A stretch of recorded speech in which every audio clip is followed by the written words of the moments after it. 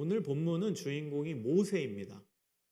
모세의 스토리는 여러분이 너무나 잘 알 겁니다. 이집트의 왕자였지만은 결국에는 그곳에서 사고를 치고 나오게 되죠.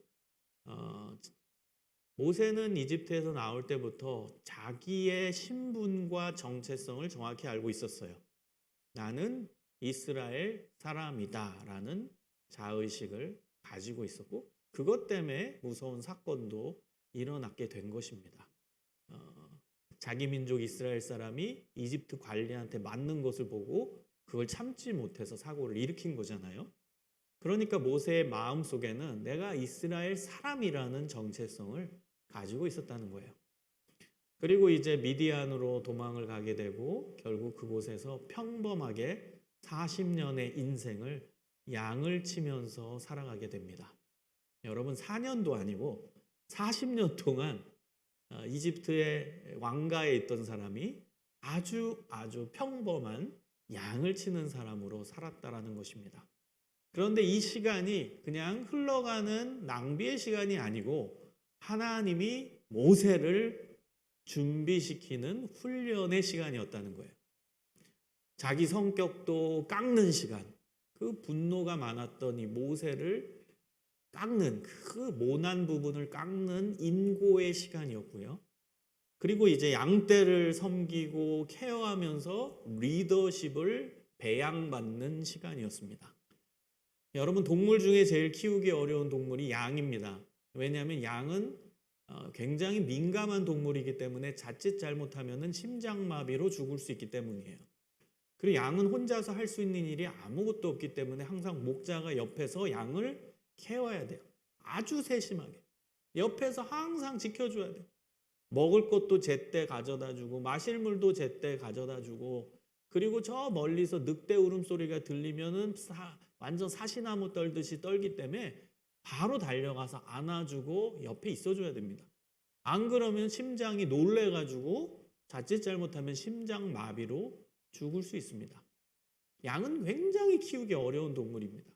아주 민감한 동물이에요. 그 양들을 이 모세가 섬기고 케어하면서 그는 리더십, 섬김의 리더십을 배웠을 겁니다.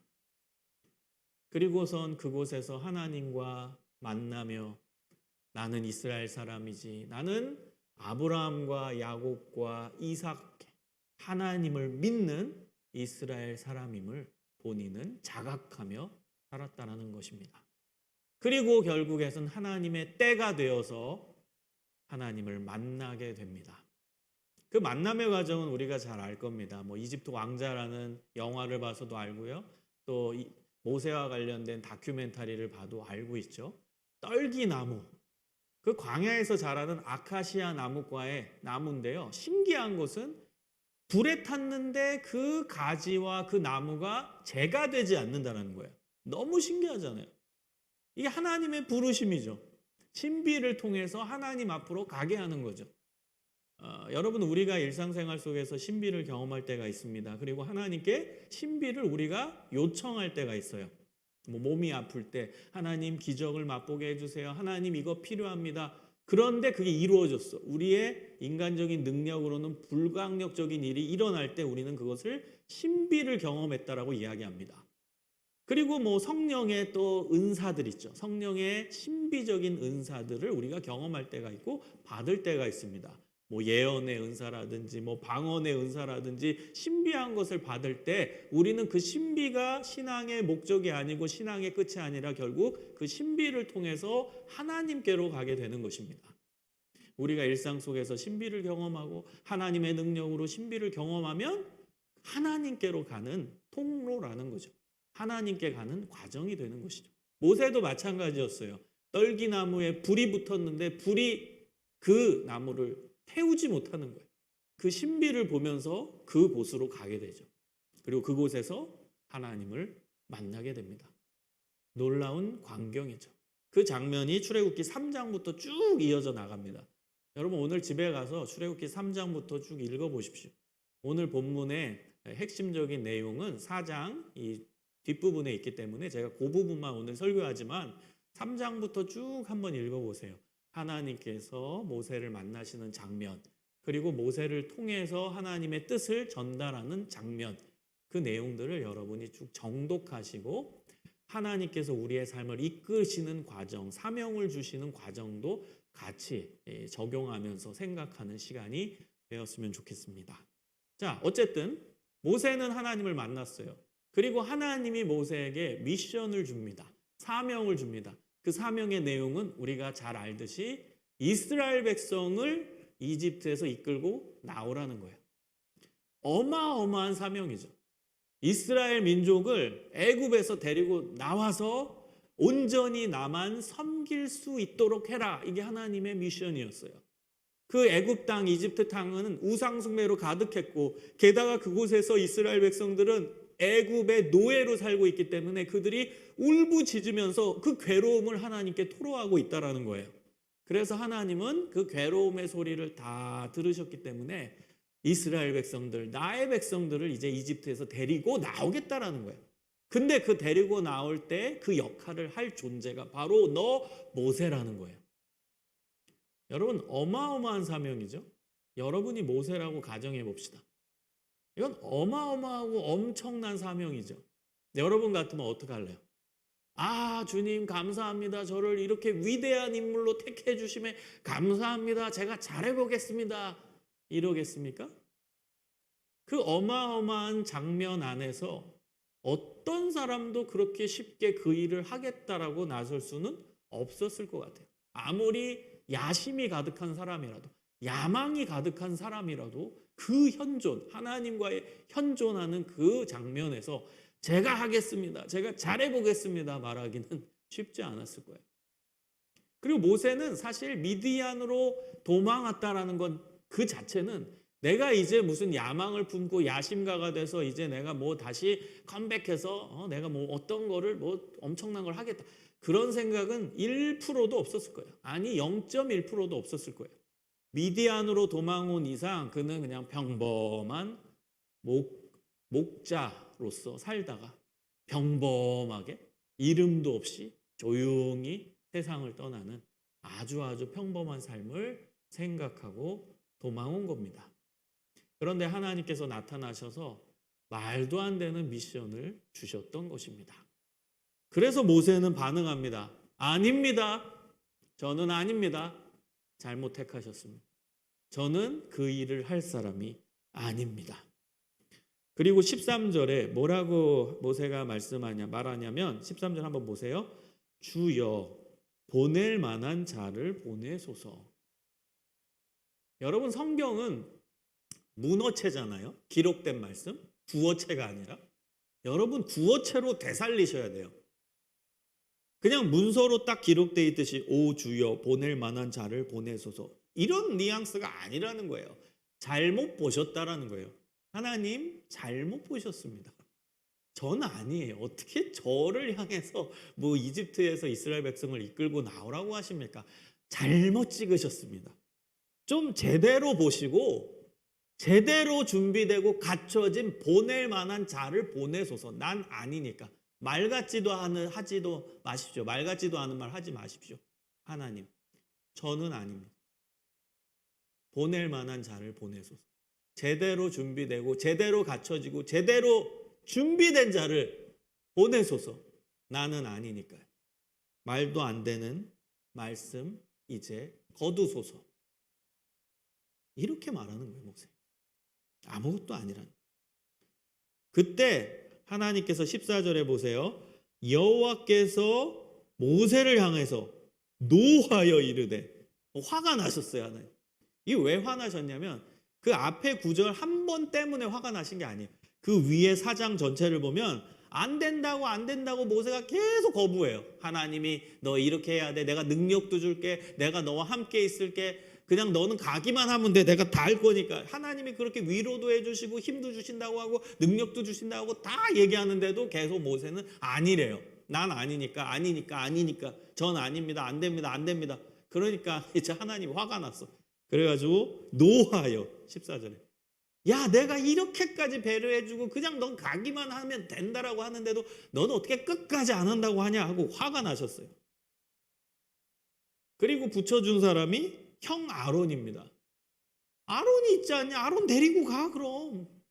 너 혼자 못 가면은 너 친형 아론 데리고 가. 그리고 아론이랑 같이 해 그럼. 이렇게 말씀하시는 거예요. 여러분 모세가 내가 애굽에 못 간다라고 이야기할 때 그때 이유로 된 것이 있습니다.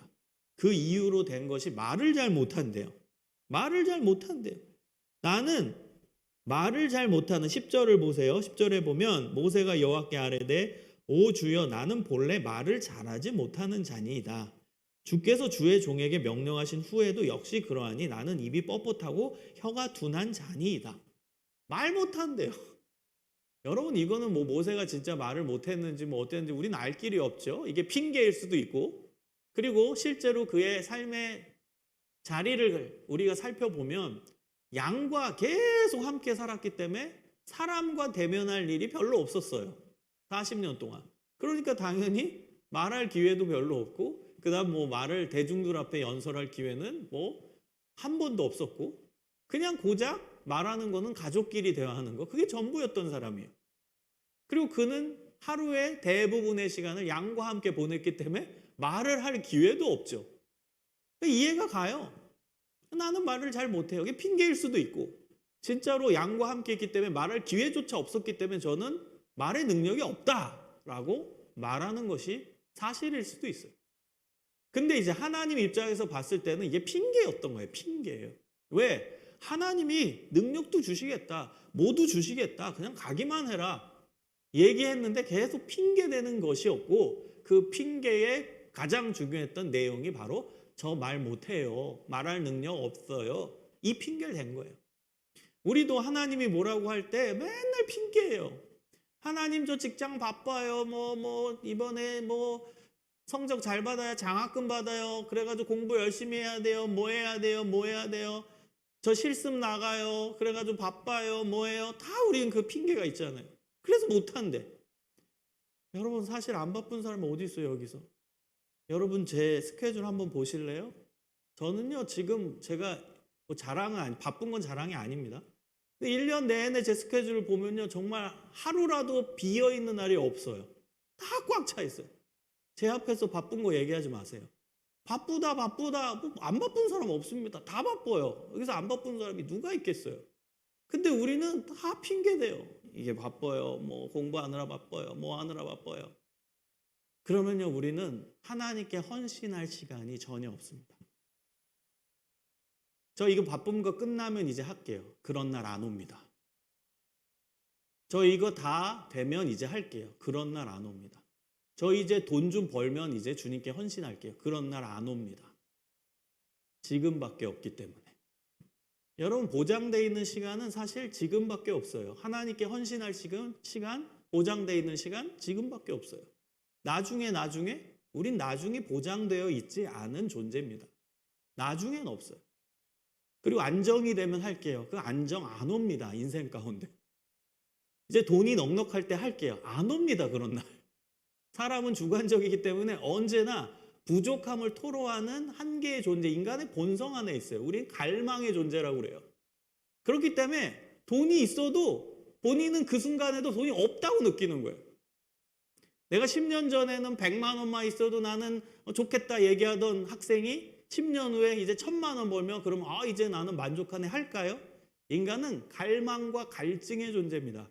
그럼 1000만 원이 있으면은 또 부족해요. 그거에 맞게 경제 규모가 형성되기 때문에 또 없다고 얘기합니다. 1억 벌면 그럼 그 사람은 이제 10년 전에 1000만 원 벌던 사람이 이제 1억 벌면 이제 괜찮다고 할까요? 안 그래요. 전 그런 사람 본 적이 없어요. 돈 있고 뭐 외제차 타고 다니는 사람 객관적으로 저 사람 돈 많겠네. 그 사람한테 인터뷰해 보십시오. 당신 돈 많아요? 그럼 아유 이것도 없고 저것도 없고 부족해요. 다 그래요. 부족하다고 얘기해요 인간은. 어느 누구도 이쯤 되면 이제 내가 만족한다. 이쯤 되면 내가 돈이 있다. 이쯤 되면 내가 경제적으로 여유 있다. 뭐 대한민국에 진짜 무슨 돈 많은 사람 그런 사람 빼고는 누가 있겠습니까? 항상 돈이 없죠 우리. 이제 바쁜 거 좀 끝나면 할게요. 안 끝납니다. 여러분 대학 시절 바쁘죠? 그럼 대학 끝나면 안 바쁠 것 같아요? 더 바빠집니다. 대학 시절이 가장 시간 많을 때입니다. 직장인 처음 들어가서 1년, 2년, 3년, 4년, 5년, 이제 내가 한 10년 이상 돼서 이제 컨트롤할 때가 되면 이제 바쁜 게 좀 끝나고 내 시간 내가 컨트롤할 수 있겠지. 천만의 말씀입니다. 직급이 올라가면은 책임질 게 더 많아지기 때문에 더 바빠집니다. 만날 사람 더 많아지고 인적 네트워크가 더 많아지기 때문에 모임도 많고 갈 때도 더 많아집니다. 여러분, 바쁜 거는 평생 바빠요. 점점 바빠집니다. 지금 바쁘다고 느끼는 우리 청년들 있으면 앞으로 더 바빠질 거예요. 바쁜 거 핑계 댈 수 없어요. 하나님께 그럼 헌신할 시간이 오지 않습니다. 이것 때문에 못해요. 저것 때문에 못해요. 그럼 나중에 할게요. 나중은 없다니까요. 없어요. 그래서 항상 지금 헌신이 헌신입니다. 지금 섬김이 섬김입니다. 섬김도 때가 있는 거고 헌신도 때가 있는 거예요. 그게 지금입니다. 모세도 그랬어요. 물론 우리의 한계예요. 모세도 그랬는데 이해합니다. 저도 이해해요. 저도 그럴 때 있으니까. 설교하는 저도 하기 싫을 때 많아요. 저도 그래요. 여러분한테만 뭐라 하는 거 아니에요. 우리의 본성입니다. 하기 싫죠. 쉬고 싶죠. 이것까지 내가 또 하면 나한테 뭐가 도움이 될까? 힘들 것 같고 지칠 것 같고 부담만 되고 그래서 뺍니다. 모세도 그랬으니까. 하나님이 직접 말씀하신 데도 불구하고 강심장 아니에요?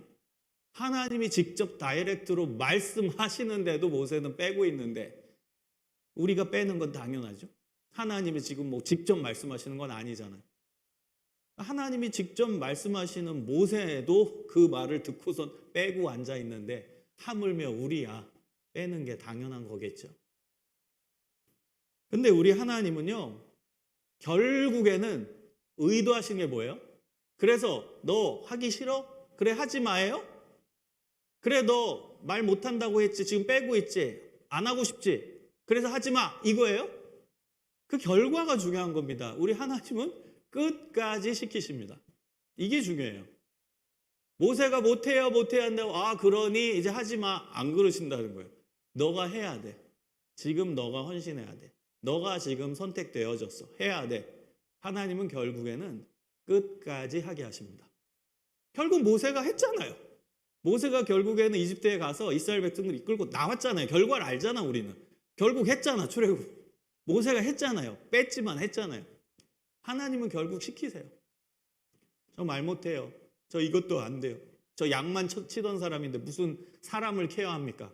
저 리더십 없어요. 저 양밖에 몰라요. 저 할 줄 아는 거 없어요. 저 행정 공부 안 했어요. 몰라요. 리더십 없어요. 몰라요. 저 바빠요. 몰라요. 저 말할 뜻도 없어요. 말도 어눌해요. 몰라요. 못해요. 근데 하나님 결국 시키시다는 거예요. 왠 줄 아세요? 너가 하는 게 아니라 하나님이 하시니까. 이게 답입니다. 왜 끝까지 하게 하시냐? 그거는 본인의 능력으로 하는 게 아니라 하나님의 능력을 하는 것이니까. 그래서 해야 된다는 거예요. 내가 하는 거지 네가 하는 게 아니라는 거예요. 하나님은 인간을 통해 하나님의 뜻을 이루어 가시기 때문에 그리고 인간과 함께 인간에게 우리를 존중하시는 거지 하나님이 일방적으로 그냥 쫙 해버리면 되지만 사람을 세워서 사람을 통해 역사를 일으키시는 분이 우리 하나님이 일하시는 방식이거든요. 우리를 존중하시는 거죠. 하나님이요 정말 마음만 먹으면 야 모세 너 하기 싫어? 그럼 하지 마. 너 말고도 수없이 많아 잘하는 애들. 이럴 수도 있잖아요. 아니면 하나님이 그냥 이집트의 천둥번개를 확 내려가지고 이집트 바로 왕을 그냥 정신 차리게 만들어가지고 야 이스라엘 백성들 보내. 하나님이 바로의 꿈에 나타나가지고 야 이 나쁜 놈아 너 이스라엘 백성들 지금 노예로 만들어놨지? 그 걔네들 내 백성이야. 이끌고 나오게 너 바로 풀어줘. 알았어? 바로의 꿈에 무섭게 한 번만 나타나셨으면 바로가 벌벌 떨면서 아이고 잘못했습니다 신이시여. 그리고 이스라엘 백성들 내보냈을 거예요. 하나님이 그렇게도 일하실 수 있는 능력의 하나님이에요. 모세 없어도 돼요. 모세를 통해서 일 안 하셔도 돼요. 하나님은. 모세가 왜 필요해요? 하나님이신데. 그냥 정말 기적적인 방법으로 어마어마한 시비적인 방법으로 이스라엘 백성들 이끌고 나오시겠죠. 리더가 없어도. 인간 리더가 없어도 너무나 놀라운 방식으로 하나님이 이끄실 수 있죠. 그러나 우리 하나님이 일하시는 방식은 사람을 세워서 사람을 통해서 일하십니다. 그게 하나님이 우리 인간을 사랑하시는 방법이라고 저는 생각해요. 우리를 존중하시니까 사람을 세우시는 거예요. 우리 하나님은 사람을 세우세요. 그리고 사람에게 하나님의 뜻을 보여주시고 그 사람을 통해서 하나님의 일을 하게 하십니다. 그게 하나님이 우리를 존중하시는 방법이십니다. 그래서 모세 아니어도 되지만 결국 끝까지 모세를 설득해서 모세를 통해서 이스라엘 백성들을 이집트에서 이끌고 나오게 만드십니다. 하나님은 아론이라는 동역자를 붙여주세요. 아론은 말을 잘했던가 봅니다. 그래서 네 형 말 잘하지 않냐? 네 형 데리고 가라. 그럼 되겠니? 결국 끝까지 모세의 요구를 들어주신 거죠. 너 이거 안 된다고 했지? 핑계 댔지? 내가 그러면 방법을 줄게. 그래도 네가 가야 돼. 그래서 모세는 하나님의 말씀에 결국에는 순종하고 아론과 함께 이집트에 들어가서 이스라엘 백성들을 이끌고 나온 겁니다. 여러분 이끌고 나오는 과정 다 알잖아요. 모세가 바로 앞에 서잖아요. 파라오 왕 앞에 서가지고 이제 하나님이 내 백성을 내보내라 하신다. 막 큰 소리도 치고. 그런데 모세가 큰 소리 친 게 아니죠. 누가 큰 소리 친 거예요? 뭐 아론이 큰 소리 친 거예요. 모세는 지팡이 짚고 딱 서 있고 그 다음에 하나님이 이런 거 하랍니다. 형님 그러면 이제 아론이 딱 바로 왕한테 탁 얘기하고 입이 된 거죠. 대변인 역할을 아론이 하게 된 거죠. 결국엔 둘이 동역하면서 하나님의 뜻을 이루어 갔다라는 것입니다. 여기서 여러분 부담을 좀 버리셨으면 좋겠어요. 하나님의 일은 하나님이 하시고 하나님의 일은 함께 만들어가는 것입니다. 그래서 부담을 버리세요. 혼자 하는 거 아니니까. 하나님은 하나님의 일을 하나님이 주체적으로 하나님이 하십니다. 그리고 하나님이 사람을 선택해서 당신의 뜻을 보여주시고 당신의 일을 하시되 함께 하십니다. 함께 사람들이 협력해서 해나갈 수 있도록 하십니다. 그게 하나님의 뜻이에요. 왜 또 그게 뜻인 줄 아세요? 만약에 한 명을 딱 찍어가지고 너 해라 했는데 걔가 결국 잘했어요. 그럼 인간은 나약한 존재예요. 뭔가 엄청나게 잘했으면 그게 하나님이 하신 거라고 생각을 안 하게 돼요. 내가 했다라고 느껴져요. 그 대표적인 인물이 사울이잖아요. 이스라엘의 첫 번째 왕 사울. 그도 하나님이 선택했을 때 저 안 돼요. 저는 이스라엘 지파 중에 가장 지파인 베냐민 지파 출신이고 저희 가문은 너무 작아요. 당시에는 지파도 커야 되고 가문도 좋아야지 왕의 후보가 될 수 있어요. 리더의 후보. 그런데 사울 왕은 자신은 왕이 될 후보가 될 만한 조건이 아무것도 없다라는 거예요. 그래서 나는 못한다라고 했어요. 그래가지고 사무엘이 왕으로 세우기 위해 기름을 갖고 왔거든. 당시에 이제 올리브 기름을 왕이 된 사람한테 부어야 되는데 그 의식을 행하려고 사무엘이 왔을 때 그때 사울은 뭐 하고 있었죠? 큰 짐칸 뒤에서 숨어 있었어요. 그 기름 안 받으려고 왕이 되기 싫어서. 그러던 인간이 사울인데 그가 왕이 되고 그 다음 업적이 생기기 시작했어요. 뭔가 나라가 부강해지고 전쟁에 나가서 블레셋을 이기고 이렇게 점점 이기고 나니까 이거 하나님이 하셨네가 아니라 내가 했네 이렇게 되는 거예요. 내가 하고 있네. 내가 이렇게 잘하네. 그래서 얼마나 변질되냐. 전쟁에 나가서 승리하고 와가지고 자기 기념비를 세워버립니다. 이거는 하나님 앞에 무지하게 큰 죄입니다. 왜? 하나님이 그 전쟁에서 승리한 분인데 자기가 그 공로를 가로채는 거예요. 고대 왕들은 외적과 전쟁을 해가지고 이기면은 자기 비석을 세우잖아요. 우리 고구려의 광개토대왕 능비도 크게 있잖아요. 그게 다 외구와 같이 싸우고 일본 외 싸우고 이기는 거. 그런 전적에 대해서 자기가 이렇게 했다라는 걸 기념하는 비석이에요. 어마어마하게 큽니다.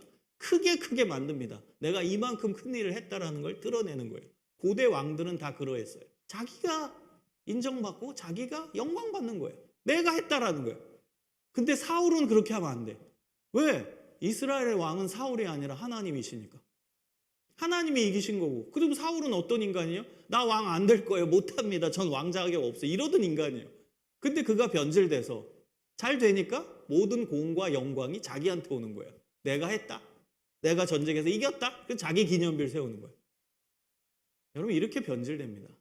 그래서 하나님은 그 우리의 약한 본성을 아시기 때문에 하나님의 일을 할 때 함께 하는 걸 좋아하십니다. 한 명이 그냥 본인이 그냥 다 잘하는 거 별로. 왜? 인간의 나약함을 하나님이 아시니까. 그럼 내가 했네 이렇게 되거든, 인간은. 그 심리가 우리 안에 있어요. 저도 뭐 어떤 거 할 때 제 나름대로는 성찰하고 이거 다 하나님이 하신 거야. 입술로는 하나님이 하셨어요. 하지만 내 내면을 가만히 들여다보면 내가 했네. 나 김성중 잘났네. 나 왜 이렇게 잘하지? 이게 있어요. 그게 인간의 나약함이에요. 하나님이 하셨네요. 입술로 고백하지만 속으로는 내가 잘했네. 이게 있다니까요. 그러니까 인간의 나약함을 하나님이 너무나 잘 아시기 때문에 혼자서 뭔가 엄청난 걸 하는 거 별로 그렇게 좋아하지 않으세요. 함께 만들어가는 걸 좋아하시지. 그래서 여러분 뭔가 우리가 그냥 이끌고 나 혼자 뭐 잘나고 나 혼자 그냥 다 해보고 혼자서 다 해놓고 그거보다 주위 사람들과 함께 협력해서 하나님이 기뻐하시는 일을 일구어가는 게 좋습니다. 모세뿐만 아니라 아론도 옆에 있어야 돼요. 모세와 아론이 함께 협력해서 일하는 거예요. 그리고 놀라운 것은 출애굽하고 나서 이제 광야에 있을 때는 모세와 아론 두 명만이 또 리더가 아니었어요. 더 많은 리더가 있었습니다. 모세는요 70 장로들을 세워서 같이 협력합니다. 그리고 장인이었던 이드로의 조언을 받아들여서 중간 리더를 다 세웁니다. 1000부장, 100부장, 50부장, 10부장, 1000명을 거느리는 리더 1000부장, 100명을 거느리는 리더 100부장, 50명 거느리는 50부장. 이렇게 중간 리더를 다 세워서 함께 협력해서 그 리더십을 발휘했어요. 그러니까 모세 혼자서 한 게 아니에요. 함께 리더들과 함께 하나님의 뜻을 이루어 간 것이지. 바울도 선교 여행을 떠날 때 신약에서 그의 동역자들이 있었잖아요. 바나바라는 동역자도 있었고 실라라는 동역자도 있었고 아들과 같은 디모데라는 동역자도 있었고 협력하는 거예요. 함께 협력하는. 예수님도 천하의 예수님도 제자들을 키워서 제자들과 함께 하나님의 일을 하시잖아요. 천하의 예수님 혼자 다 하실 수 있는 예수님인데도 제자들을 세우잖아요. 여러분 왜 예수님이 제자들을 세웠겠어요? 함께 협력하는 거예요. 그리고 예수님이 이제 하늘로 승천하시면 예수님의 일을 이 제자들이 이 땅에 남은 이 12명의 제자들이 하나님의 일을 해나가는 거예요. 그래서 제자들을 세운 겁니다. 함께 하시려고. 그래서 기독교 리더십은 협력의 리더십입니다. 함께 만들어가는 것입니다. 함께 하는 것입니다. 그래서 우리는 협력하는 마음만 있으면 함께 힘을 합칠 수 있는 마음만 있으면 누구든지 리더가 될 수 있어요. 하나님이 하시는 거다라는 믿음과 하나님이 함께 하게 하신다라는 인식과 옆 사람에 대한 열려진 마음만 있으면 누구든지 리더가 될 수 있어요. 협력하기 위해서는 마음문을 열어야 될 거 아니에요. 협력하기 위해서는 마음문을 열고 그리고 옆 사람과 함께 대화도 하고 같이 가야 될 거 아니에요. 그러니까 함께 한다라는 거 협력한다. 그것은 마음문을 열고 옆 사람과 함께 할 수 있는 관계지향적인 사람이 되어야 하는 거예요. 여러분 경영학자 중에 제가 좋아하는 이 경영학자는 현대 경영학자지만 이론 경영학자만은 아닙니다. 여러분이 알만한 사람인데요. 실제적인 실천적 경영학자고 또 사회학에도 영향을 끼치는 좋은 학자입니다. 피터 드러커라는 학자인데요. 이 사람이 했던 그 명언이 저는 평생 잊혀지지 않습니다. 경영이란 돈을 버는 게 아니라 사람을 얻는 것이다. 여러분 경영학자는 무조건 돈 얘기하거든요. 경영과 돈은 뗄래야 뗄 수 없어요. 경영학은 무조건 돈 얘기예요. 그런데 이 경영학의 대가인 피터 드러커가 경영이란 돈을 버는 것이 아니라 사람을 얻는 것이다. 너무나 멋진 명언 아닙니까? 사람을 얻어야죠. 리더하면서 사람을 얻어야죠.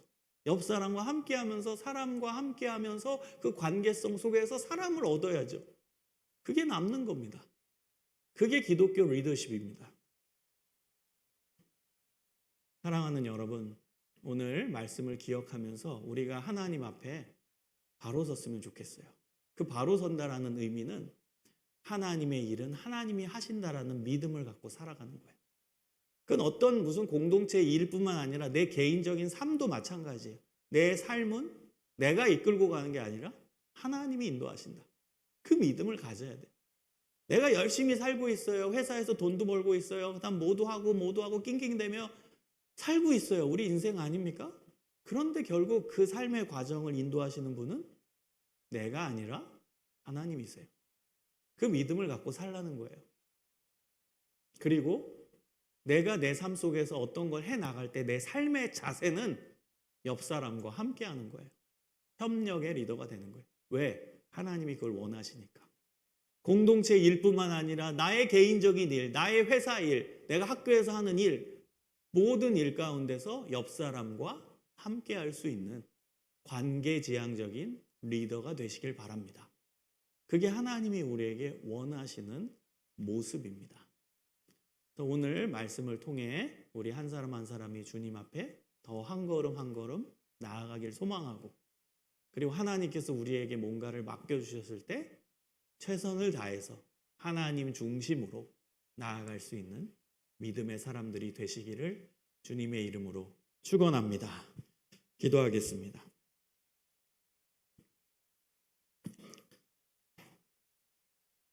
오늘 말씀을 기억하면서 하나님, 나의 삶 하나님이 인도하시고 하나님이 이끄신다라는 믿음을 갖고 살겠습니다. 그리고 옆 사람과 함께 할 수 있는 관계지향적인 사람, 마음을 열고 옆 사람을 생각하고 배려하며 내가 할 일도 해나가고 교회에서 할 일도 같이 해나가는 좋은 협력의 리더, 협력의 사람 될 수 있도록 인도하여 주옵소서. 우리 다 같이 간절히 기도하겠습니다. 하나님 감사합니다. 하나님, 우리의 삶 하나님께서 인도하시고 우리의 삶을 하나님이 이끄시고 하나님이 도와주시고 계심을 믿습니다. 우리 스스로 하는 것이 아니라 하나님께서 하시는 일입니다. 하나님께서 역사하시는 일입니다. 주님, 우리의 삶의 주관자 되시고 우리 삶의 소망 되시고 우리 삶의 주권자 되시고 우리 삶의 희망 되시는 하나님을 의지하며 살아갈 수 있도록 인도하여 주옵소서. 하나님, 옆 사람과 함께 할 수 있는 협력의 리더가 되길 원합니다. 협력할 수 있는 마음이 열려진 사람, 그리고 따뜻한 사람, 그리고 관계성이 있는 사람이 되길 원합니다. 주님, 저희와 함께 하시고 주님, 저희 한 사람 한 사람을 주님의 도구로 사용하여 주시옵소서. 주님, 도와주시옵소서.